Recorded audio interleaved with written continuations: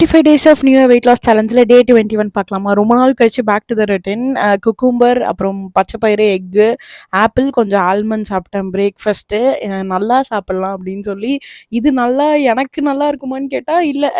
கொஞ்சம் இந்த விட்ட 45 டேஸில் வந்து 20 டேஸ் விட்டாச்சு, இன்னும் ஒரு 25 டேஸ் தான் இருக்குது. ஸோ அதனால் விட்டதை பிடிக்கலாம் அப்படின்னு மறுபடியும் பேக் டு த ரொட்டீன் வந்திருக்கேன், அவ்வளோதான்.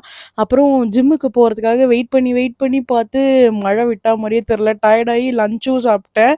சாம்பாரில் நிறைய காய் போட்டு, அப்புறம் கொஞ்சம் சிக்கன் தொக்கு, அப்புறம் வேற என்ன சாப்பிட்டேன், காலிஃப்ளவர் தொக்கு பண்ணியிருந்தாங்க, அதெல்லாம் சாப்பிட்டு கொஞ்சம் பச்சை பயிறு சாப்பிட்டு ஜிம்முக்கு போயிட்டேன். 60 மினிட்ஸ் ஆஃப் கார்டியோ.